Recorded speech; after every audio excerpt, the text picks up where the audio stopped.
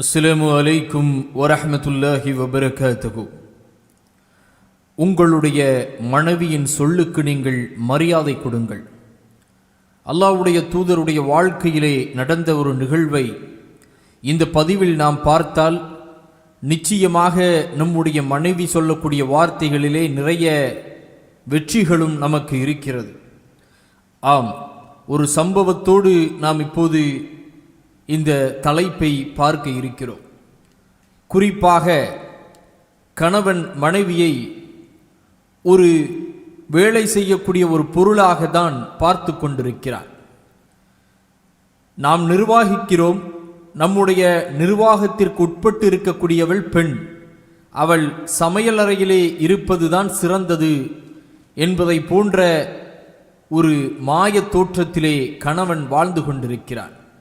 ஆனால் அல்லாஹ்வுடைய தூதர் ஸல்லல்லாஹு அலைஹி வஸல்லம் அவர்களுடைய வாழ்க்கையிலே தன்னுடைய மனைவிகளுக்கு அவர்கள் கொடுத்த அந்த வார்த்தைக்கு மரியாதை என்பது நிச்சயமாக நம் ஒவ்வொருவருக்கும் படிப்பினையும் பாடமாகவும் இருக்கின்றது. நபி அவர்கள் மக்காவிற்கு ஹஜ் செய்வதற்காக தமது தோழர்களுடன் செல்லுகின்றார்கள். அப்போது மக்காவில் உள்ள காஃபிர்கள் அதை அனுமதிக்கவில்லை. அல்லாஹ்வுடைய தூதர் ஹஜ் செய்வதை அவர்கள் அனுமதிக்கவில்லை.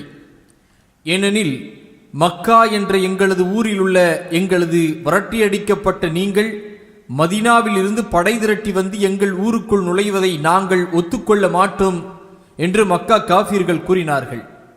தங்களது ஊரை இந்த முஹம்மதும் அவரது தோழர்களும் கைப்பற்றி விடுவார்களோ என்ற பயம்தான் இப்படி மறுப்பதற்கான காரணமாக அந்த மக்கா காஃபிர்களுக்கு அமைந்தது. அப்போது அல்லாஹ்வுடைய தூதர் ஸல்லல்லாஹு அலைஹி வஸல்லம் அவர்களுடைய தூதராக உஸ்மான் ரலியல்லாஹு அன்ஹு அவர்களை மக்காவுக்குள் அனுப்பி வைக்கின்றார்கள். அல்லாஹ்வுடைய தூதர் ஸல்லல்லாஹு அலைஹி வஸல்லம் அவர்கள் தன்னுடைய பொறுப்பாளராக. அதன் பிறகு நபி அவர்களுக்கும் காஃபிர்களுக்கும் மத்தியில் பேச்சுவார்த்தை நடந்தது. அதில் இந்த ஆண்டு முஹம்மதையும் முஹம்மதின் கூட்டத்தாரையும் மக்காவுக்குள் நுழையவிடாது, அடுத்த ஆண்டில் வருவதற்கு அனுமதி அளிப்போம், தற்போது திரும்பி போய்விட வேண்டும் என்ற ஒப்பந்தம் போட்டுக்கொள்ளுவோம், நமக்குள் எந்த சண்டையும் சச்சரவும் வேண்டாம் என்ற ஒரு ஒப்பந்தத்தை மக்காவாசிகள் சொல்கின்றார்கள். இஸ்லாம் குபுர் என்ற இரு சமூகமாக பிரிந்திருந்தாலும் கூட அவர்கள் அனைவரும் ஒரு குடும்பத்தை சார்ந்தவர்களாகத்தான் இருந்தார்கள். அதனால்தான் தற்போது மக்காவில் நீங்கள் நுழைவது தேவையற்ற பிரச்சனைகளை உண்டாக்கிவிடும், எனவே இந்த முறை விட்டு கொடுத்து விடுங்கள், அடுத்த முறை வருவதற்கு அனுமதி அளிப்போம், அதற்கு சில ஒப்பந்தங்களை இரு தரப்புக்கும் இடையில் போட்டுக்கொள்வோம் என்று பல ஒப்பந்தங்கள் நிறைவேறுகிறது. இந்த ஒப்பந்தம் நிறைவேறிய இடம் எந்த இடம்? எல்லோருக்கும் அறிந்த ஒன்றுதான், ஹுதைபியா என்று சொல்லக்கூடிய ஒரு இடத்தில் பிரபலமான ஒரு ஒப்பந்தம். இஸ்லாமிய மார்க்கத்திலே பிரபலமான ஒரு ஒப்பந்தம் ஹுதைபியா ஒப்பந்தம். இந்த ஒப்பந்தத்தில் தான் அல்லாஹ்வுடைய தூதர் ஸல்லல்லாஹு அலைஹி வஸல்லம் அவர்கள் தன்னுடைய மனைவியின் சொல்லை கேட்கிறார்கள். எப்படிப்பட்ட ஒரு முன்மாதிரியாக இங்கே நடந்திருக்கிறது என்பதையும் நாம் பார்க்க வேண்டும். அந்த ஒப்பந்தத்திலே நிறைவேற்றப்பட்ட ஒப்பந்தங்களில் மக்காவில் இருந்து முஸ்லிம்களாகிய எங்களிடம் இருந்து யாராவது உங்களிடம் வந்தால் அவர்களை எங்களிடம் திருப்பி அனுப்பிவிட வேண்டும், அதுபோன்று உங்களிடம் இருந்து எங்களிடம் வந்தால் நாங்கள் திருப்பி தர மாட்டோம் என்கின்றார்கள். இப்படி எல்லா ஒப்பந்தங்களும் அவர்களுக்கு சாதகமாகவே போடுகின்றார்கள். அது மட்டுமல்லாது அந்த ஒப்பந்தத்திலே வெறும் முஹம்மது என்ற வார்த்தையை பயன்படுத்துகின்றார்கள். சஹாபாக்கள் எல்லாம் சொல்லுகின்றார்கள், அல்லாஹ்வுடைய தூதர் என்று சொல்லுங்கள் என்று எழுதுங்கள் என்று அதிலே சொல்லக்கூடிய நேரத்திலே மக்கா காஃபிர்கள் இல்லை, அவர் முஹம்மது தான், வெறும் முஹம்மது தான் என்று அங்கே சொல்லுகின்றார்கள் மக்கா காஃபிர்கள். நபி அவர்கள் அதையெல்லாம் ஏற்றுக்கொள்ளுகின்றார்கள். இதை பார்த்த நபித்தோழர்களுக்கு கோபம் வர ஆரம்பிக்கிறது. அப்போது அவர்கள் அல்லாஹ்வுடைய தூதர் ஸல்லல்லாஹு அலைஹி வஸல்லம் அவர்களை பார்த்து நபித்தோழர்கள் கேட்கிறார்கள், எங்களையெல்லாம் உம்ரா செய்ய வேண்டும், அல்லாஹ்வை வணங்க வேண்டும் என்று அழைத்து வந்து இங்கு மக்கா காஃபிர்கள் சொல்லுவதற்கெல்லாம் இணங்கினால் என்ன அர்த்தம்? இப்படியெல்லாம் கேள்வி கேட்டு தன்னுடைய கோபத்தை வெளிப்படுத்துகின்றார்கள்.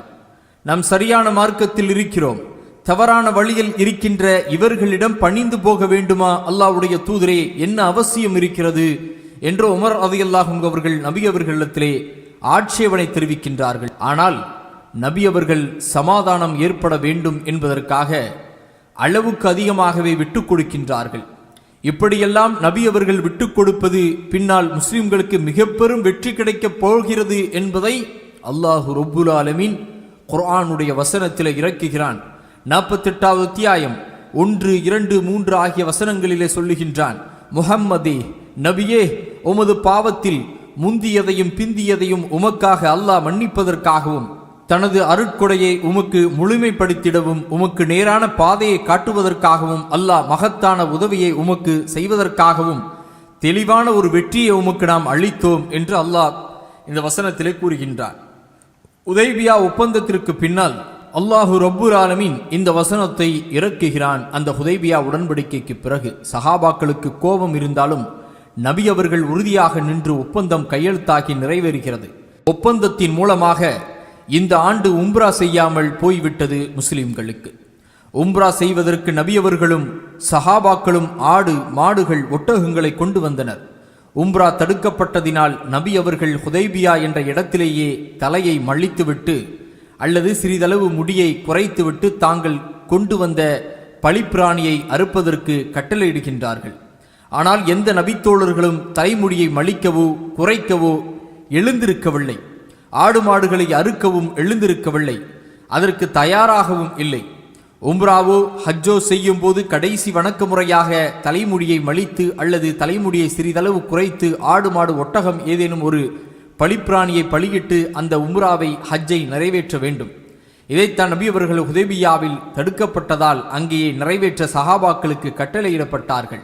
ஆனால் யாரும் அந்த பணியை செய்யவில்லை.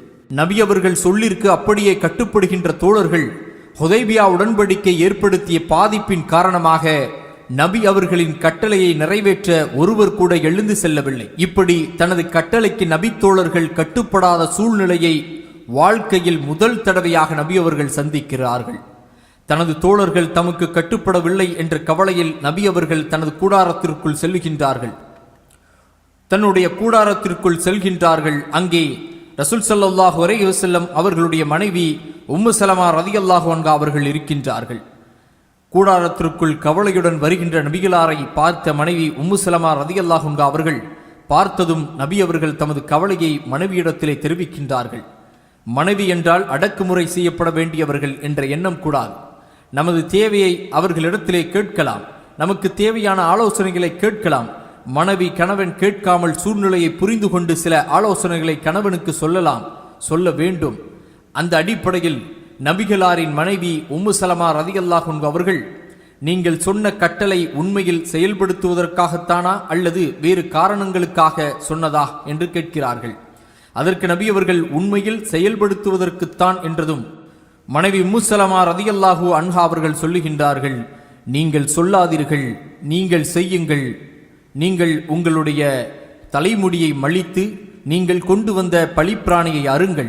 நீங்கள் செய்வதை பார்த்து அப்படியே உங்களது தோழர்களும் உங்களைப் போன்றே நிறைவேற்றி விடுவார்கள் என்ற ஒரு மகத்தான ஆலோசனையை அங்கே மனைவி உம்மு ஸலமா ரலியல்லாஹு அன்ஹா அவர்கள் சொல்லுகின்றார்கள். அல்லாஹ்வுடைய தூதர் ஸல்லல்லாஹு அலைஹி வஸல்லம் அவர்கள் அந்த மனைவியின் சொல்லை கேட்டு அதுபோன்றே செய்தார்கள்.